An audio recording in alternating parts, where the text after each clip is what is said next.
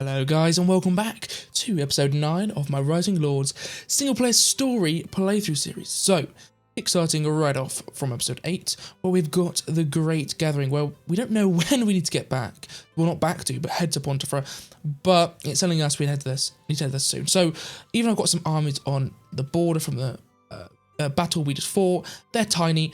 I'm happy to take Tancred away and send him to Pontifera so we can do the leaving about 1,000 troops here in Surret to guard the place. Then we've got a lot of money. We've got some peasants to deal with over here to get them working away for us. So I'm going to get all that sorted and then continue once we're ready to send Tancred on his way. Okay, so they did actually go in for a battle. That is very, very confusing from the AI's point of view.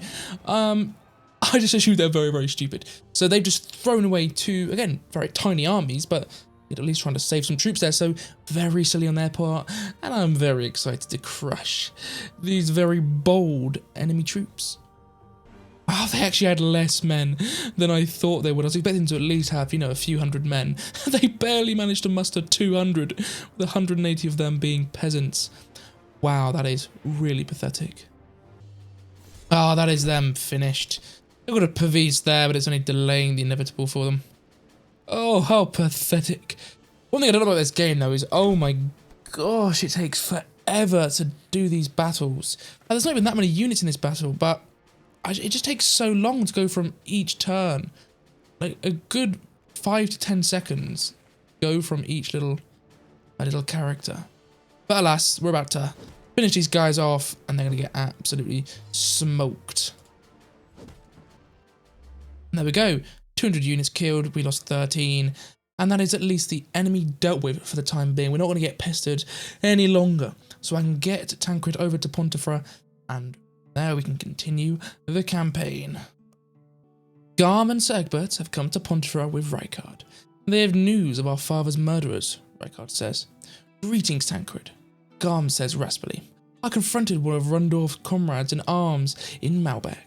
Unfortunately, he stumbled onto my sword as he tried to escape. Sir Egbert laughs. Garm was never good with words. You should go easier next time. Unfortunately, the bandits I did find weren't any more forthcoming. Many of them are fanatical cultists. No sign of Rundorf so far. Tancred has missed the two of them. They remind him of a time when they were all well. Egbert continues. We're looking for Sir Regis. We haven't heard from him in a long time, Tancred recalls. He was at our court in Tannheim some time ago with news from Terrasso. He was on his way to Cafel's to warn the Hugenbergs about the bandits. Egbert and Garm look at each other worriedly. Egbert puts a hand on Rykard's shoulder. Show the old Count how Tannheim leads. We must continue to Sir Regis. All the best. I hope you find Rundorf soon, says Rykard. They take their leave. Rykard and Tancred of their soldiers set up a camp outside the town and move towards the gates of Pontifera. Few knights, including Matek and Samorka. Oh my gosh. What is this symbol as well? Why have we got a little angry face? What the hell does that mean? I don't actually know. It's not like we're running out of money to pay them. Something like that. Hungary. Gosh. Where are they from? From Vigri.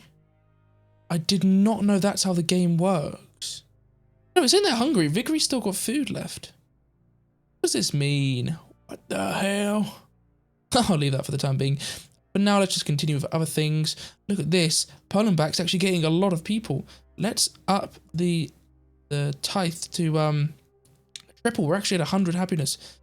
Very excited to go there. So up the tithe here in Tannheim. Also got loads of happiness as well. Let's get a normal tithe there. Now the money is rolling in, guys. It is going fantastically. Yeah, money is rolling in everywhere. We're making 1,200 per turn. That is absolutely insane. Oh my gosh. Well, Tancred had to reach Pontifera, but actually, it's just the border of Pontifera, so we're actually absolutely fine. We need to wait what the next things are. And it's saying Tannheim must not fall. That is making me worried that something is going to happen here, if that is still one of the quests. So I want to get some buildings created. I'm thinking stables, because that way I can store horses. So I need to have a horse pasture. I can store them here. I can buy them in and raise knights. So let's get that one made. What I'm going to do, that's 6 turns. So let's just take off one of our guys and just get that one done there. Tanheim does actually need some people, so I'm going to keep this at 100. We don't need the money. So if I keep it at 100, hopefully more and more people will come over. Perlenbach, though, is doing okay. I'm trying to think of what else we could build here in Perlenbach. Maybe another blacksmith. We've already filled up all of our jobs. The blacksmith gives us a little bit of housing. And then means we can get more people constructing stuff. Find a merchant so we can buy some iron. I don't think we have any. Oh, I see. So it was about being hungry, and it's saying move to a more prosperous region. So let me move my troops out. I don't understand how that works. Oh, no, I do. It's where the army's based, so not the province they're from. Vigori's fine, but Surrett must have run out of food. So yeah, we'll move them to different places. Saying that, this place is doing just as bad as well in terms of food, so actually, it's probably not going to be too good. The Cathedral. A great gathering of the nobles of Auburn attracted travelling merchants and jugglers from all over the region. Everywhere Tancred sees the banners of the various houses of Auburn. The poverty of the common people is also visible here in the capital. Many beggars have gathered in front of the cathedral asking for food or a small donation. A fat quartermaster stands in front of the entrance, collecting weapons from the attendees. Ah, the sons of Edmund, come at last. Welcome. I was a sergeant in his Atra campaigns. Samorka nods to him and points to a sigil on the chain, then to its wooden staff. I am Samorka, commander of the order. My only weapon is this staff. Very well, Samorka. It's only a walking stick after all. And law states that the order are allowed to keep their weapons. The soldier replies. But don't start a fight. He laughs loudly and turns to the brothers as he takes their swords. Your father would be proud to see you. You've become brave knights. His sudden end was truly criminal. I curse those black robes. May they rot in hell. Led by Archbishop Baldwin, the procession of nobles enters the cathedral. Tancred sees counts, clerics, and rich citizens from all the free. Common people have to wait outside the cathedral. Incense has formed a thick mist over their heads. By the time the Grand Master of the Order finally steps forward to address the crowd. Counts and Knights of Oberlin, we are gathered here on an important occasion. Our beloved country is in a dire situation. A heretical cult is grasping for power in the realm, inciting the common people against law and order. Crop failures and floods bring famine and suffering. We stand on the brink of a dark age. All this has led the Count to declare a trial period. A marshal shall lead all the armies.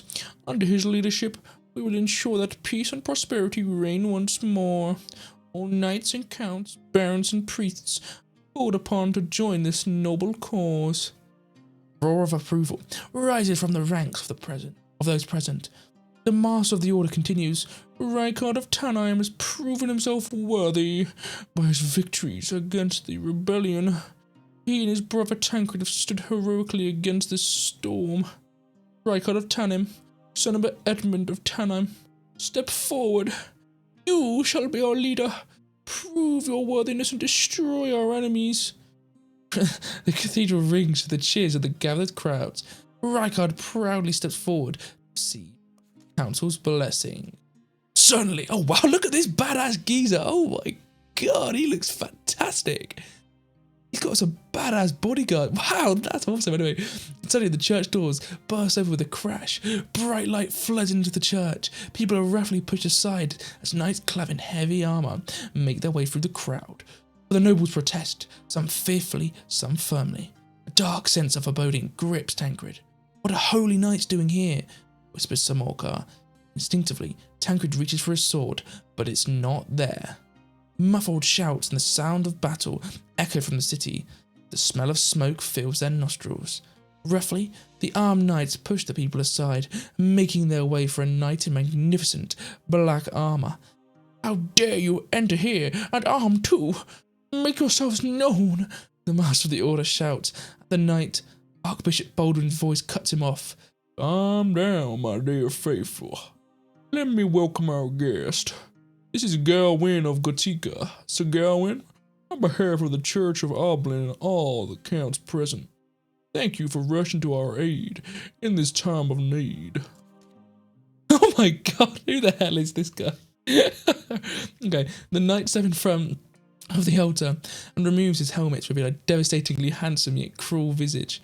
Tancred looks over at Rykard, but Rykard only stares at the Black Knight in disbelief. Silent. Does he know him? The Archbishop raises his voice again, and the murmur dies down. I can't remember which voice was the Archbishop. I should go for the... When I realised that no one in the Empire could stop this rebellion, I spoke personally to the primate of our church. He promised to ask the Emperor of Gotika for help, so the Emperor sent his best knight, Sir Gawain. Together with the Holy Church, he and all those of the true faith will stamp out this heresy in this land. Milo's face turns pale. He hisses at the bishop. You damn traitor! You sold Oberlin to the Emperor! Hell will be your reward. I'm not sure why this has gone American, but this is fantastic. Oh, I only think of what is best for Oberlin, Bogdan replies, smiling coldly. And if you are the true faith and not a heretic, you should submit to the will of the soulless primus. Gawain takes to the floor. Oh, I don't think I've got a voice this guy. In the name of the Emperor of Gotika, Evil of Castillo, Maganagan, and the request of the soulless primus, I've come to defeat the heretics and rid Oberlin of this plague. Let this be proclaimed. The Council of the Pontificate is dissolved. All power is now vested in the high office of the soulless in Oberlin. Archbishop Baldwin, those who do not bow to this will be of the church will have to justify themselves before the Inquisition. Close the doors. He nods to the Archbishop. He thumps his staff on the floor 3 times, and our men rush to the exits. It's an invasion! Sir Morcar whispers to Tancred. Suddenly, they hear a roar. Rykard is charging towards Gawain. You wretched bastard! Face me! He strikes down the first knight who gets in his way, but he doesn't get far, as more men stand in his way.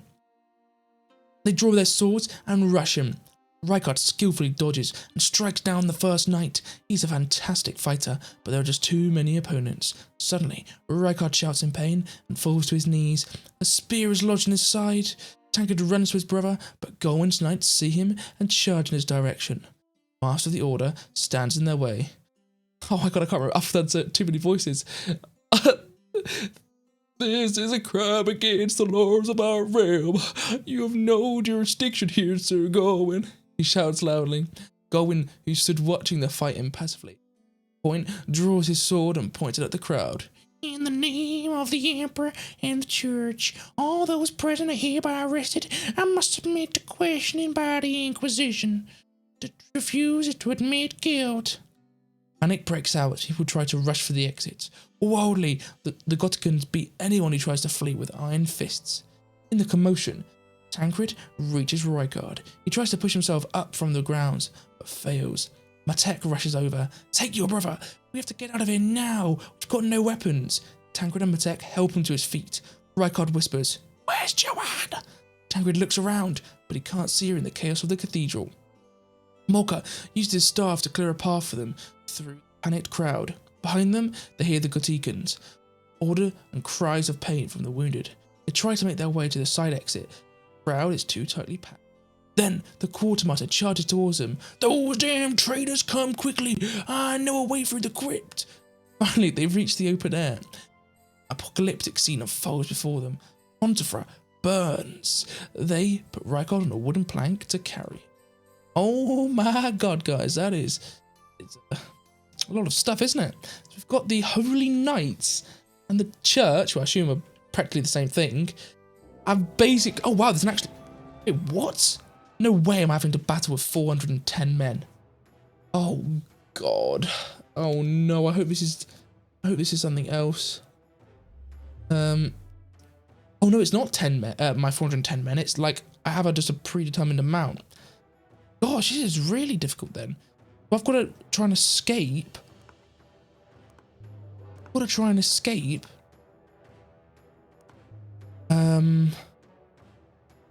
Let's see then. I assume the ones in yellow are on my side, but maybe they're not. Okay. This is going to be interesting, guys, isn't it? Yeah, so I think the ones in yellow are just like supposed to be town citizens of Pontefra. The ones in black are the Holy Knights. Oh god, there's more text. Oh my goodness. They're joined by soldiers of Talheim, been roaming around the town. Captain is relieved. We're so glad to have found you. Someone must have unlocked the chains in the harbour for the Gothicans. Their fleet has landed there. How did it all happen so quickly? Tancred. Automator unlocks the gate to the armory for them. I don't know, my lord, but it seems to have been a while in the planning. Good luck, Tancred of Talheim. I must hurry to my family. Follow this road here. It will take you to a small dock by the lake. Maybe you'll find a boat there. Put on their weapons, while Samorka bandages Rykard's wound. The large piece of his cloak. Rykard is barely conscious. To the harbour. The streets are full of people panicking, packing their belongings in panic. No one knows where to go. Suddenly soldiers burst out of an alley. The two groups face each other tensely. Then, to everyone's relief, Camillo steps out from among the soldiers. Pontefra is lost. Someone opened the gates to the Gothicans. He looks angry in the direction of the cathedral. Joanne is also with her father. Rykard? She asks anxiously, running her hands over Rykard's pale face. But he's already lost consciousness. Camillo hesitates. He seems to be thinking. Finally, he says, we have 2 rowboats at the end of the pier. Lead us there and you can take one of the boats. Okay, so it seems our goal is to escape to the pier, which I assume is this one here. So we have to get across the entire city. That is going to be quite difficult because there's a lot of these hidden tiles which we don't know what's in. There's some good swordsmen there, crossbowmen, swords. Yeah, this is difficult, guys. Okay, so the peasants I really think we need to use to our advantage. I'm not sure what the strategy is, guys. I don't know if it's to try and kill, you know, as many guys as we can and then push through. If it's just to try and like run through. I genuinely have no idea. Because like, look at this guy, for example. He doesn't shoot all the way until there. So maybe it isn't the best idea to shoot at them. Maybe just try and run away. Maybe that's what the peasants are for, literally just to hold the enemy up. But then I obviously don't want to do that. And then have troubles later on. I don't know. I'm assuming I'm going to fail this and then I'm going to have to restart. But that's for another thing later on. Yeah, let's try and push a bit forward and see how far we can get. Okay. So you see there, they had, I think, 25 men. Because they stepped on the fire, they actually went down to 7 men. These swordsmen here are very scary. Are they going to go for my archers? Or are they going to go for the peasants? They're going for the peasants. So what my thought is that maybe the swordsmen or any of the enemy units are designed to go for the peasants first before they attack me. I'm not sure. What I do need to think though is, oh yeah, let me try and take out these crossbowmen first. Oh, they've got 1 guy left. That is so annoying. Oh gosh. Okay. So it seems that you just can't walk on these grey tiles either. It's not that they're hiding anything. You just can't walk on them. And the only way I can go is this way, either through this fire here or around here. So I'm gonna have to just keep pushing my troops up. Okay, that is that archer or that crossbowman unit. They're dead. This knight here is annoying. And this knight is very annoying. And my swordsman aren't gonna do anything really against him. Maybe I could. No, I'm gonna take out these cavalry first. So that is them dead. They can do anything to me. So maybe we can deal with this. We'll need to see. He's just taken 9 casualties there. Maybe I can actually finish him off.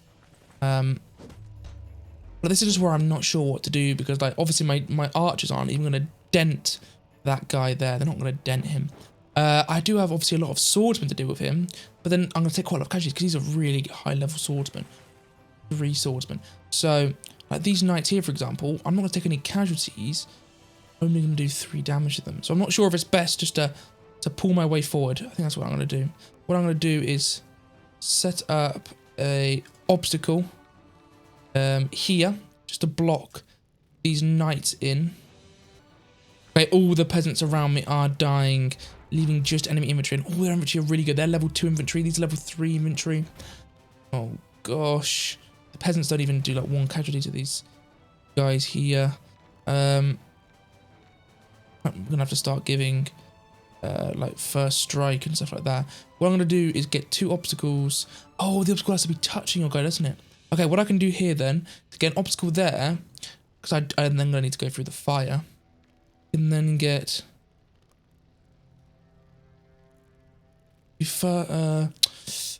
Tancred's on this one. So this is the main guy I need to keep alive. So I'm going to put decoy on this guy. Not even decoy. Maybe I go first strike. Swordsman. Oh, gosh. These crossbowmen here are worrying. I'm going to get shields up on them as well. Let's hope they don't have a card where they can just take out both my things. Yep. I'm going to have to walk through the fire. Kill these guys. 12 units lost. Oh, that's fucking ridiculous. That is absolutely ridiculous, guys. Oh my gosh. Yeah, that is rubbish. That is absolutely rubbish. Okay.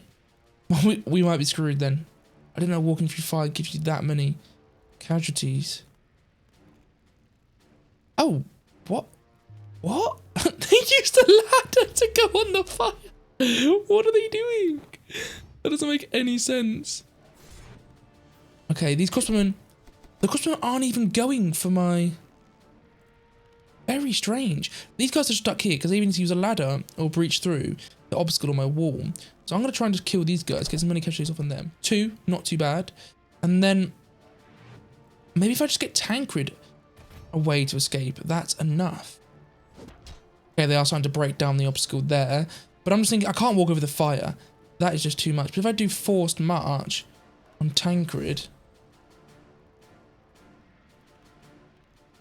He might lose all... Oh, this is just where it's annoying, because the game doesn't actually let you choose. Like, if I want to move...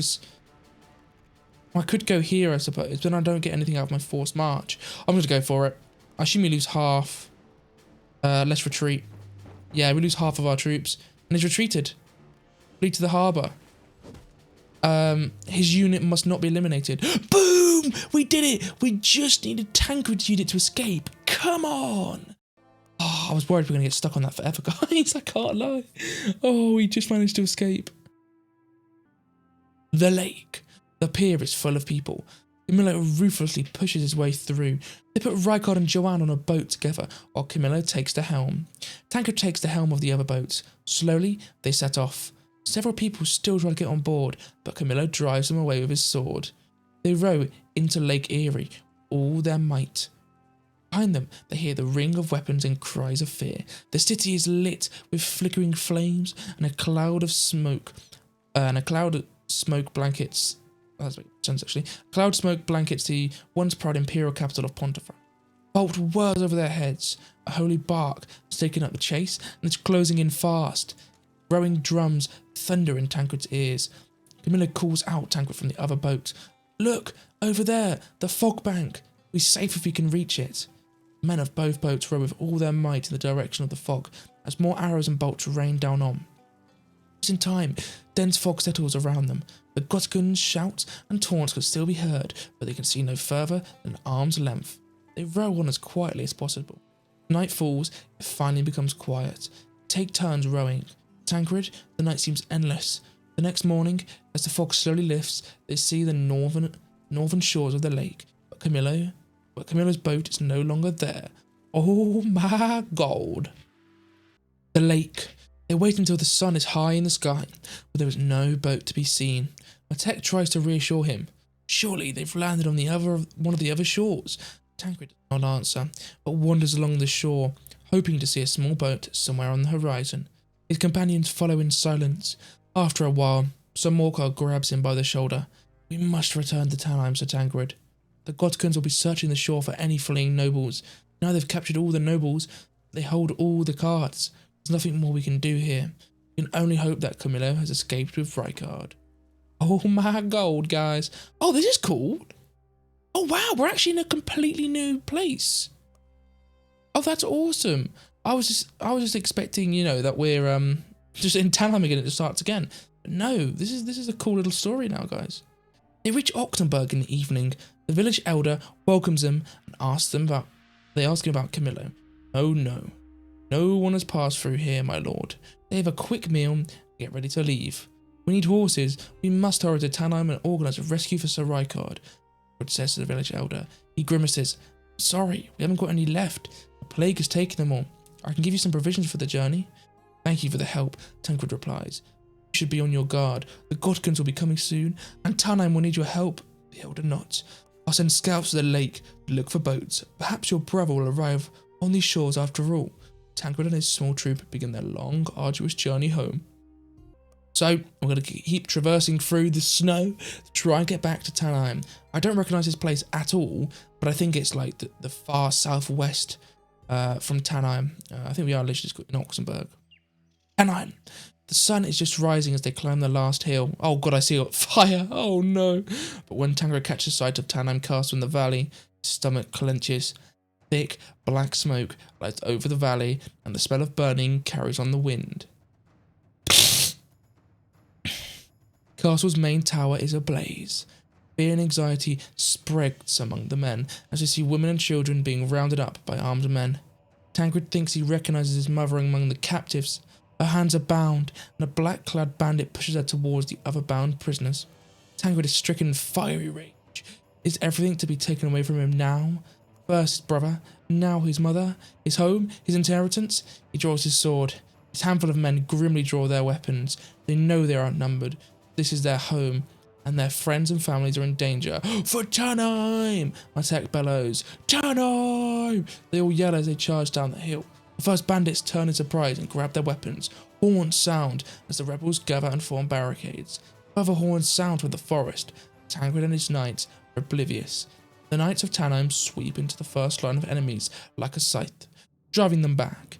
Now they have to try and reach the prisoners. Okay, so it's more like very small style missions here. I thought it said we were in Tanheim. This does not look like... Oh no, it is Tanheim. It's just that the game simulated it without any of the buildings we made. So that's why it looks a bit empty.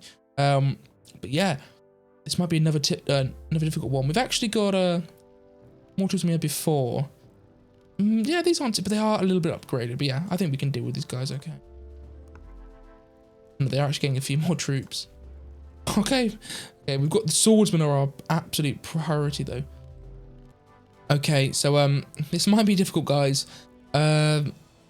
Yeah, because there's quite a lot of them split up. We can't just like use our swordsmen to easily destroy them. We have to take on one at a time. What I do want to do is try and take out their general with the crossbowmen, because the swordsmen can batter everyone, but it's these archers who are going to be really, really annoying. God, there is more of them coming out of the forest though. That is very annoying. And 7 guys killed there. That is fucking rubbish. There's loads of them coming out of the forest. Yeah, there's only like 5 of them at a time, but we only have 24 guys ourselves. That is terrible. Hey, gosh, this is difficult, guys. I'm going to take out these horsemen, just so you know. Because remember, when you get attacked, you lose your retaliation. I just want to eliminate the annoying rubbish units. It's still difficult. Like, there's loads of guys appearing from the forests. Gosh. We have obstacles, so I'm going to put an obstacle there just to block from attacking the peasant. I don't want to attack on the fire because then I get burnt. I'm actually going to go on this hill, because when you're on the hill, you also get the... No, it's actually against mounted defense. Let's move him here. Doing very little damage. Oh, but he's again used up the retaliation. This is where it's so difficult.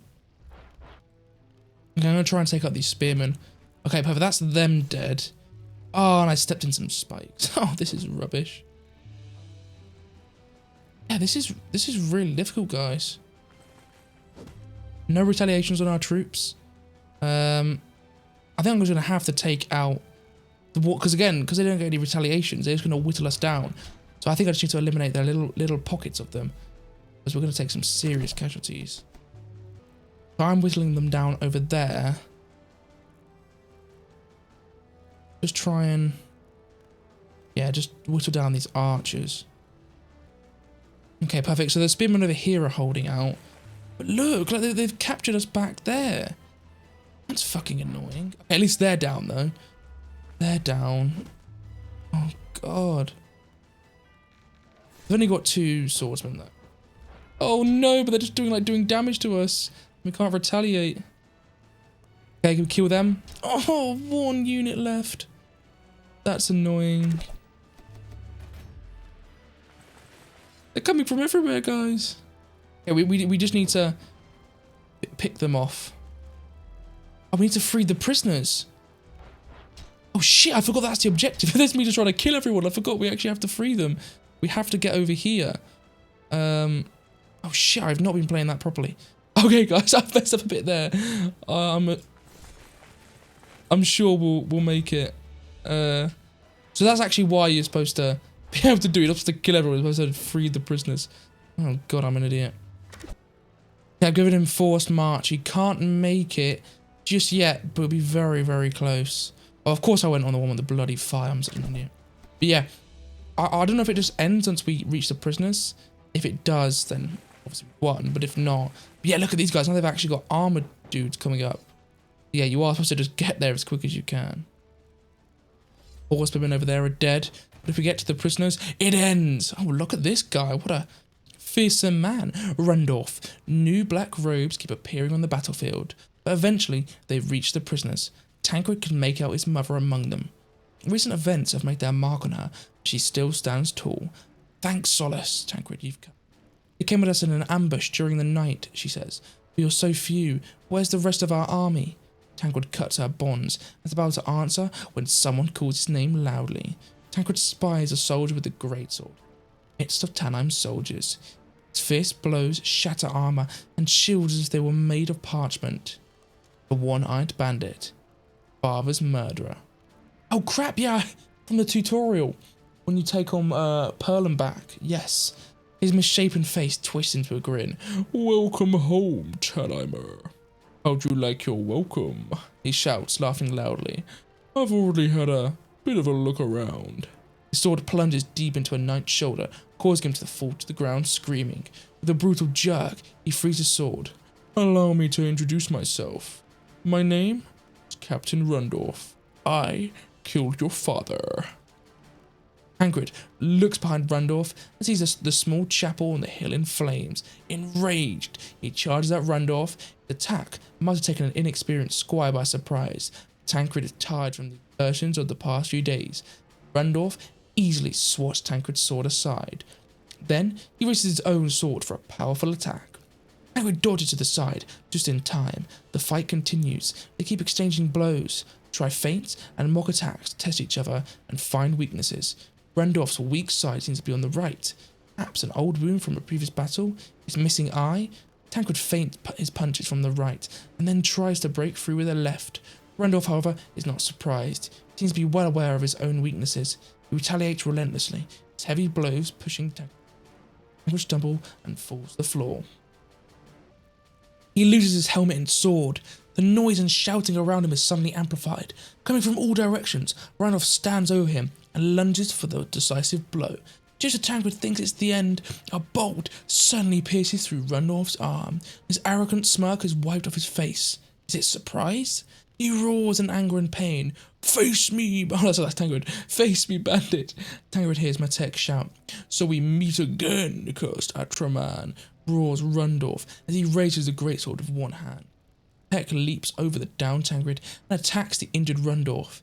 He drives the bandit back with a flurry of furious blows. Tancred looks around and catches sight of the marksman. It's Jorn Hugenberg, holding a large crossbow. Oh my god, Jorn! Wasn't this the guy who we fought in the Battle of the Bridge for the mine, and he's actually come to rescue us? That is brilliant. Beside Tancred appear Garm and Regis, holding the rebels at bay.